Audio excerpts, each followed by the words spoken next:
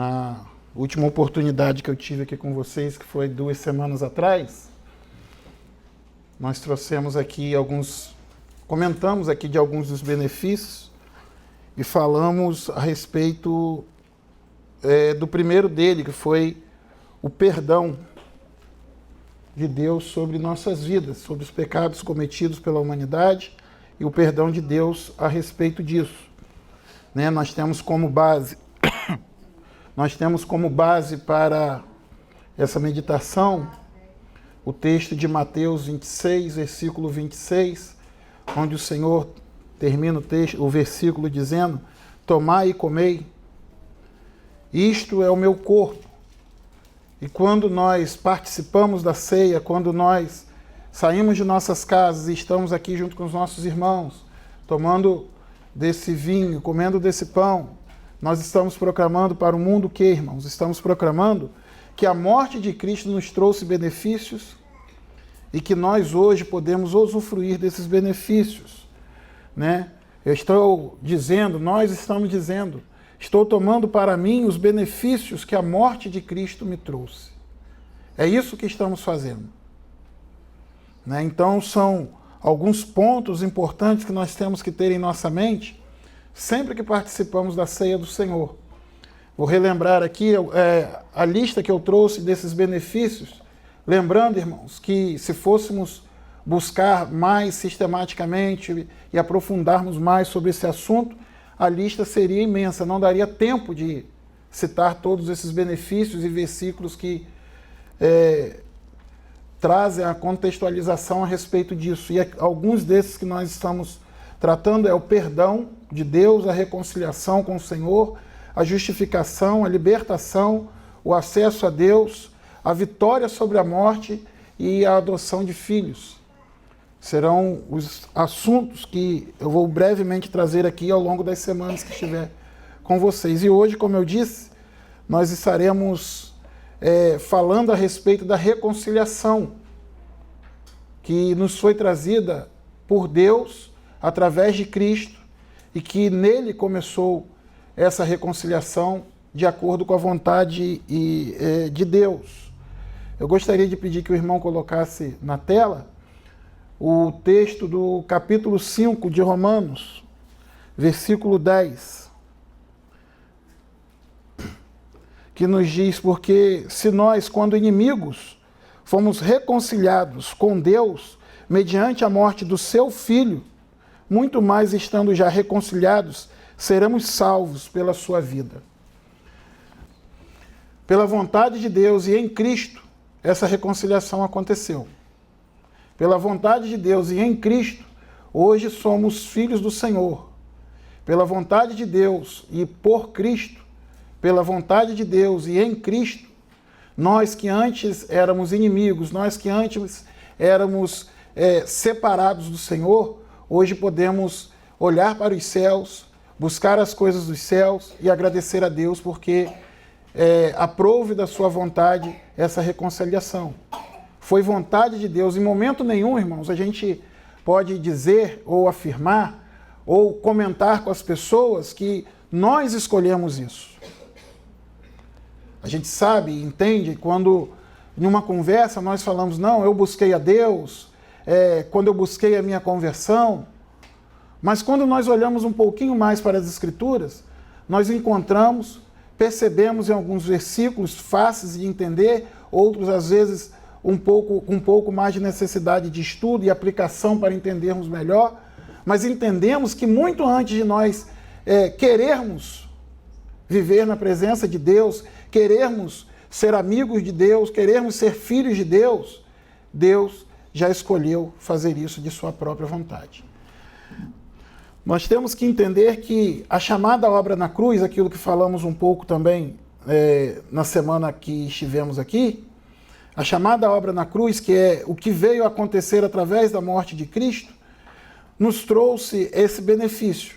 Porque como o versículo aqui nos deixou bem claro, antes da obra na cruz éramos inimigos de Deus, éramos transgressores, éramos perversos, éramos nós todos entregues ao pecado. Essa era a humanidade.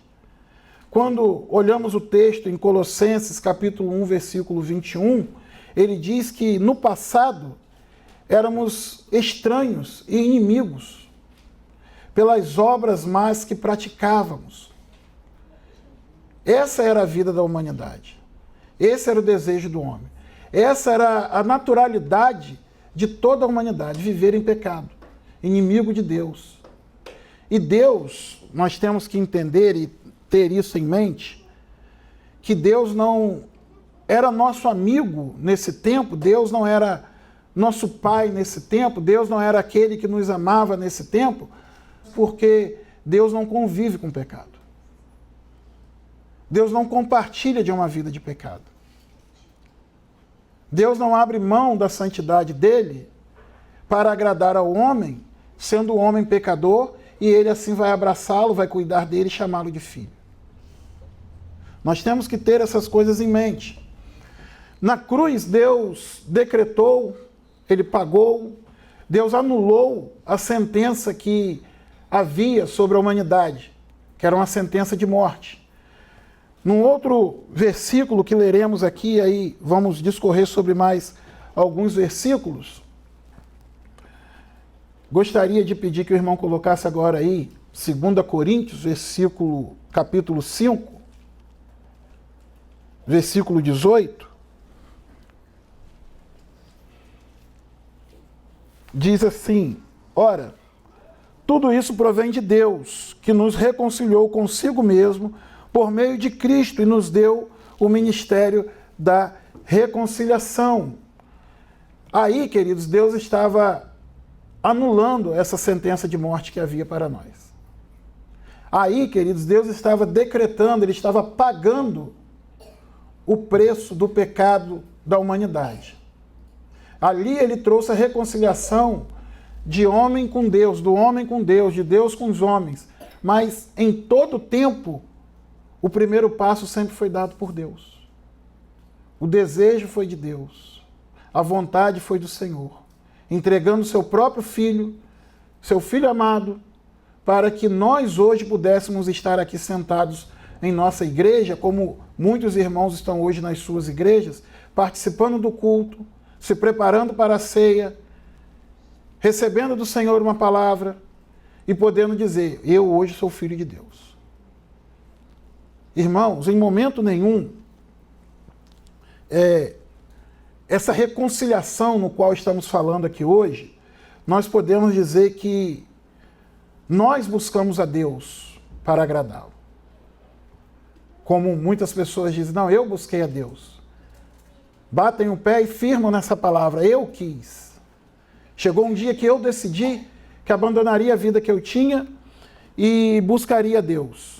Nós temos que entender que essa chamada reconciliação, não somos nós que tentamos agradar a Deus para que assim ele possa nos aceitar. Não. Isso partiu dele. É ele nos aceitando para que nós pudéssemos viver uma vida para agradá-lo. Tem uma grande diferença, irmãos, na vida daqueles que querem agradar a Deus para que sejam recompensados com a salvação, daqueles que agradam a Deus porque reconhecem em Deus essa partida, esse contraponto para a salvação. O desejo de Deus, a vontade de Deus de nos salvar. Quando nós trabalhamos para Deus, quando nós vivemos uma vida com Deus, com esse pensamento, tudo que eu faço hoje é para Deus. Mas servindo a Deus, Deus vai me salvar. Deus vai escrever meu nome no livro da vida, como alguns dizem. Deus vai, no dia do juízo, declarar que eu sou seu filho.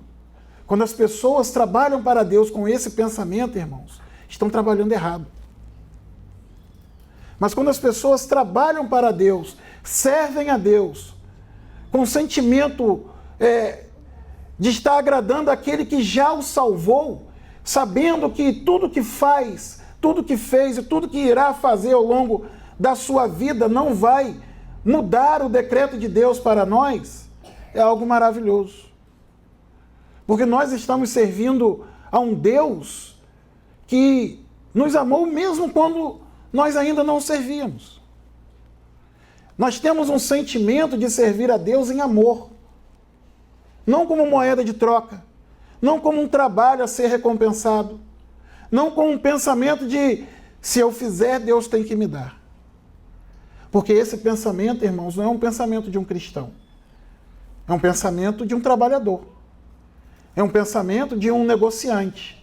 É um pensamento daquele que vive sobre o peso, sobre um jugo no qual ele sempre terá um peso em sua vida, de que no dia que ele não se levantar da sua cama e naquele dia ele não se dedicar a Deus em algum momento, ele pode estar ali assinando uma sentença de morte. Então nós temos que ter em nossa mente, irmãos, exatamente isso. Como o texto que nós lemos aqui. Ora, tudo isso provém de Deus, ou seja, tudo isso veio do Senhor, é vontade do Senhor, que nos reconciliou consigo mesmo por meio de Cristo. Essa reconciliação, o versículo está dizendo que foi vontade de Deus e que através de Cristo isso aconteceu. E nos deu o ministério da reconciliação. Olha que maravilha que o Senhor nos entregou. É algo, irmãos, que nós temos que ler e entender que faz parte da vida do cristão. Esse chamado ministério da reconciliação. Porque vejam bem o que a continuação desse versículo vai nos trazer como direcionamento, como povo de Deus, como servo de Deus, como aquele que hoje está sentado em sua igreja, pensando assim: hoje, ao participar da ceia, eu entendo que eu recebo os benefícios que a morte de Cristo nos traz. Dando continuidade aqui nos versículos seguintes, diz assim: a saber que Deus estava em Cristo reconciliando consigo mesmo o mundo, não levando em conta os pecados dos seres humanos, ou seja, os nossos pecados, e nos confiando a palavra da reconciliação. Olha o que Deus nos confiou. Essa palavra da reconciliação. A entrega da palavra, da sua promessa, a entrega da verdadeira palavra, mostrando às pessoas que foi Deus que, em sua vontade, nos trouxe até aqui. E aí, ele chega no versículo 20 e entrega uma palavra, irmãos, que não é para os pastores apenas, que não é para diáconos apenas, para presbíteros apenas, mas porque é para toda a igreja. Porque ele diz assim: portanto, somos, falando de nós cristãos, nós servos de Deus, nós que somos salvos, nós que participamos desses benefícios, ele diz: somos embaixadores em nome de Cristo, como se Deus exortasse por meio de nós, povo de Deus, em nome de Cristo, pois pedimos que vocês se reconciliem com Deus. Olha o que nós temos que entregar, que palavras nós temos que entregar às pessoas. A palavra de Deus, irmãos, tem que ser declarada para todo o povo. A palavra de Deus tem que ser anunciada para todos.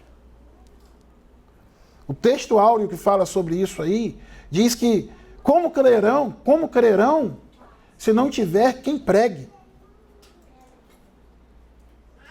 Nós somos uma multidão de cristãos. Mas, infelizmente, em meio a essa multidão de cristãos, muitos se calam. Muitos não falam de Deus. Esperam pelos seus pastores. Esperam pelos irmãos. E acabam não fazendo parte desse ministério da reconciliação. Falando de Deus para as pessoas. Pregando Cristo que se entregou por nós. Cristo, aquele que poderia estar lá no bem bom, esperando tudo acontecer e não sofrer nada. Mas caminhou no nosso meio, pregou para muitos de nós, muitos o tocaram, muitos o viram, muitos o ouviram, muitos aprenderam, muitos o negou.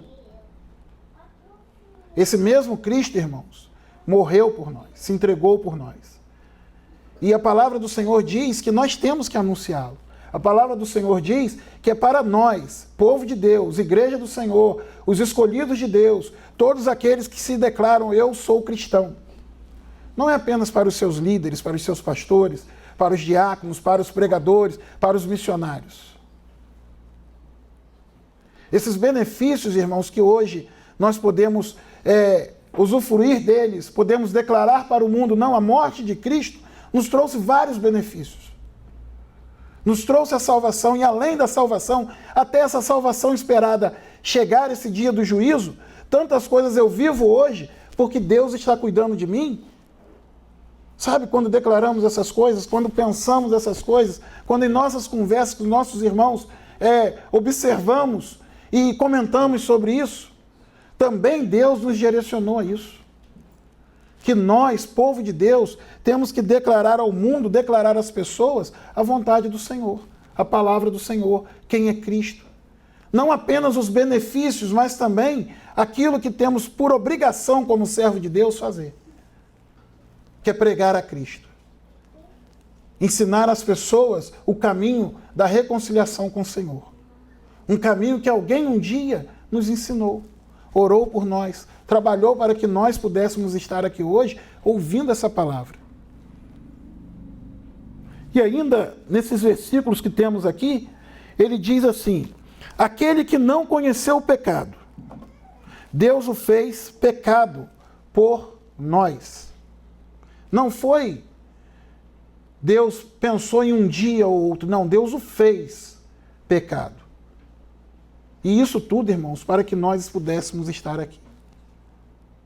E ainda nesse mesmo versículo ele diz, para que nele fôssemos feitos justiça de Deus. Olha que maravilha, um homem sem pecado, um homem sem culpa. O nosso Cristo, nosso Salvador, assumiu o pecado para a nossa reconciliação com Deus. É o que o versículo 21 está dizendo. Não fomos nós que Deus nos olhou, que futuramente escolheríamos viver para Deus, entregar nossa vida a Ele. Não, eu vou me livrar dessa vida pecaminosa que eu tenho, para que Deus possa lá declarar eu como salvo. Não, irmãos. Como eu comentei anteriormente, não fomos nós que resolvemos agradá-lo para que Ele pudesse nos salvar. Foi Ele que, quando ainda éramos pecadores, quando ainda éramos inimigos do Senhor, quando ainda no passado éramos estranhos, inimigos, e as nossas obras eram más, nos escolheu, entregou seu Filho. Somos pecadores? Sim, mas somos povo de Deus, irmãos. Somos aqueles que Deus, na sua sabedoria, antes da fundação do mundo, nos escolheu para estarmos aqui. Somos aqueles que Deus, antes da fundação do mundo, já direcionava seus benefícios para nós. Aquele no qual Deus entregou o seu Filho, para que nós pudéssemos hoje estarmos aqui nos alegrando com os nossos irmãos, participando da ceia do Senhor. Nós não podemos observar a ceia sem entender o que ela nos traz, queridos. Sem entender o que ela tem para nós como seu povo. Porque é muito bom dizer assim, olha, eu sou cristão, eu sou servo de Deus, eu vivo para Deus, mas eu só quero receber dos benefícios. Olha, querido, eu não quero enganar ninguém. Quem pensa assim, está com o pensamento errado. Mas nós temos aqui a palavra do Senhor deixando hoje clara que nós fazemos parte desse tal chamado Ministério da Reconciliação e devemos levar as pessoas a conhecer a Cristo para que eles encontrem esse caminho da reconciliação, para que eles façam parte daquilo que hoje nós vivemos. E ainda aqui, dando continuidade ao que estamos falando, eu gostaria de encerrar no primeiro versículo do capítulo 6, que diz assim, e nós, percebam que está falando aqui, mais uma vez, para os cristãos. E nós, na qualidade de cooperadores com Ele, também exortamos a que vocês não recebam em vão a graça de Deus. Portanto, que Ele diz, no tempo aceitável escutei você e no dia da salvação eu o socorri. Eis agora o tempo oportuno, eis agora o dia da salvação.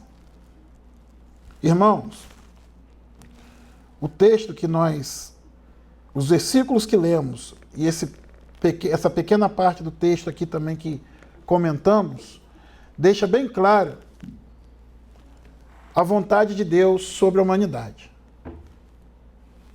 A vontade do Senhor foi de nos salvar, de separar o seu povo ao longo do tempo e gerações em gerações aqueles que na sua vontade estavam destinados a receber esses benefícios que estamos falando um pouquinho aqui. A vontade de Deus também deixa claro através do autor do texto que nós, povo de Deus, temos sim essa obrigação de sermos não só recebedores dos benefícios, mas também cooperadores da obra do Senhor. Nós temos que ter em nossa mente, como diz aqui no versículo 20, que somos nós também embaixadores em nome de Cristo.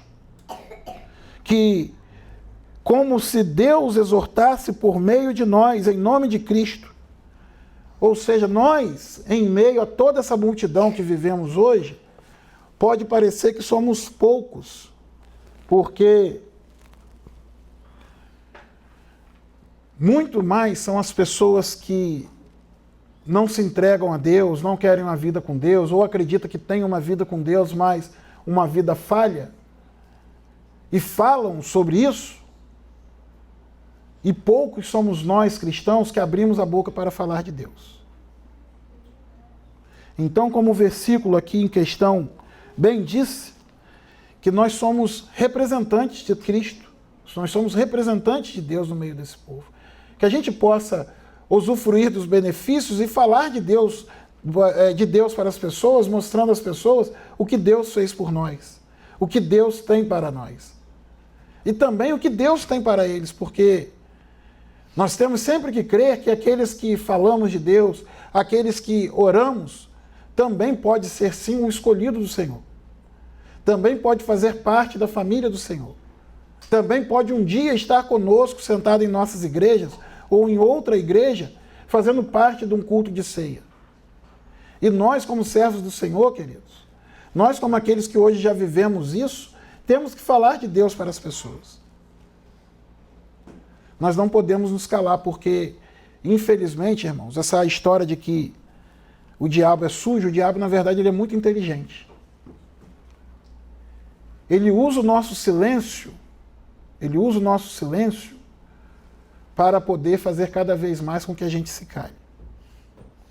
E se a gente não estiver atento a isso, se a gente não ler ou ouvir um versículo desse, como nós ouvimos aqui, da vontade de Deus para nós, do desejo de Deus para nós, a direção que nos é dada como representantes do Senhor, e que através de nós a palavra de Deus seja declarada e ficarmos calados, a estratégia do maligno estará vencendo.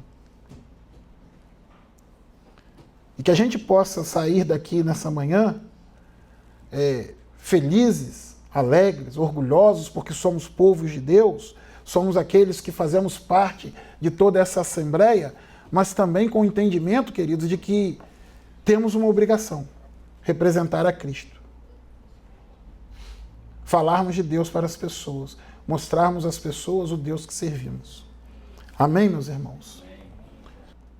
Então, queridos, como bem o texto aqui disse, no versículo 20, somos embaixadores em nome de Cristo, como se Deus exortasse por meio de nós, em nome de Cristo, pois pedimos que vocês se reconciliem com Deus. É isso que nós temos que ter em mente ao longo dos nossos dias. Mostrar às pessoas, exortar as pessoas. E quando se diz exortar, irmãos, não é brigar, não é discutir, não é nada disso.